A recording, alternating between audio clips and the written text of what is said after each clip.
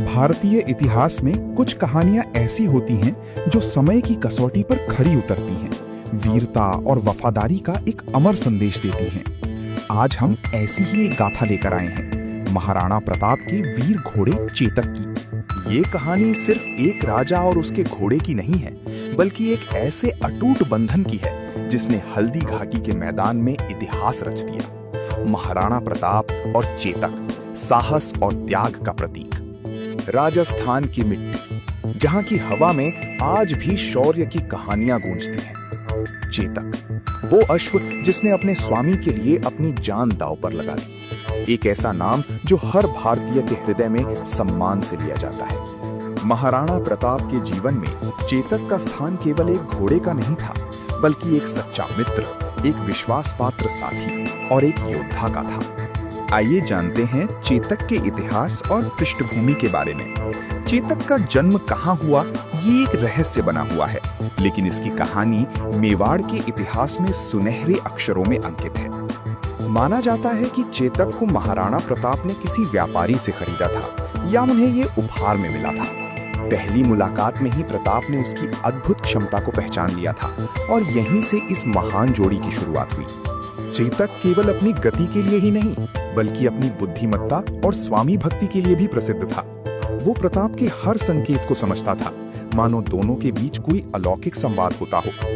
वर्ष 1576, हल्दी घाटी का वो मैदान जहां चेतक ने अपनी वीरता की पराकाष्ठा दिखाई।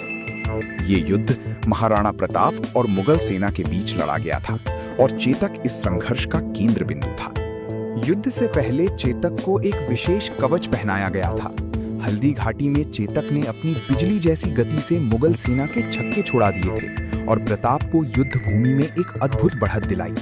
युद्ध के दौरान चेतक ने प्रताप को बचाने के लिए खुद को घायल करा लिया। उसने मुगल सेनापति मान सिंह के हाथी के सिर पर अपने पैर रखे, जिससे प्रताप ने मान सिंह पर भाला फेंका। हालांकि इस दौरान चेतक का एक पैर हाथी की सूंड में बंधी तलवार से बुरी तरह कट गया। गंभीर रूप से घायल होने के बावजूद चेतक रुका नहीं। उसने अपने स्वामी को खतरे से बाहर निकालने के लिए 3 पैरों पर ही दौड़ना शुरू कर दिया। सामने एक चौड़ा पहाड़ी नाला था। चेतक ने असंभव को संभव कर दिखाया। उसने उस नाले को पार कर लिया जिसे एक स्वस्थ घोड़ा भी शायद ही पार कर पाता। ये चेतक की अद्वितीय वफादारी और जीवटता का प्रमाण था। नाले के दूसरी ओर पहुंचते ही चेतक ने अपने स्वामी को सुरक्षित पाया और फिर वो जमीन पर गिर पड़ा। वो जानता था कि उसने अपना कर्तव्य पूरा कर दिया है, अपने स्वामी की रक्षा की है।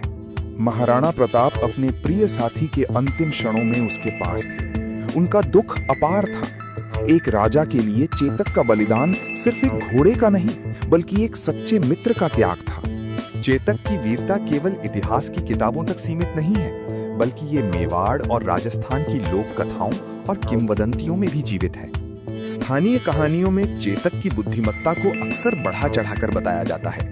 ये कहानियां दर्शाती हैं कि चेतक को न केवल प्रताप की आज्ञाएं याद थीं, बल्कि वो आने वाले खतरे को भी पहले से भांप लेता था।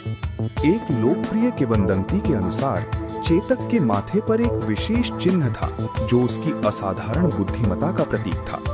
उसका और प्रताप का बंधन इतना गहरा था कि वे एक दूसरे के विचारों को भी समझ लेते थे। महाराणा प्रताप ने जिस स्थान पर चेतक ने अंतिम सांस ली, वहीं उसकी समाधि बनवाई। ये स्थान आज बलीचा के नाम से जाना जाता है और लाखों लोगों के लिए एक तीर्थ स्थल है। बलीचा में बनी चेतक की समाधि आज भी उसकी शहादत और स्वामी भक्ति की कहानी कहती है।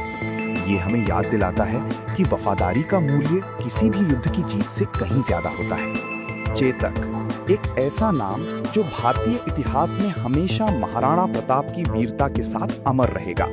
वो न केवल एक घोड़ा था, बल्कि वीरता, बलिदान और अटूट वफादारी का एक जीवित प्रतीक था। धन्यवाद।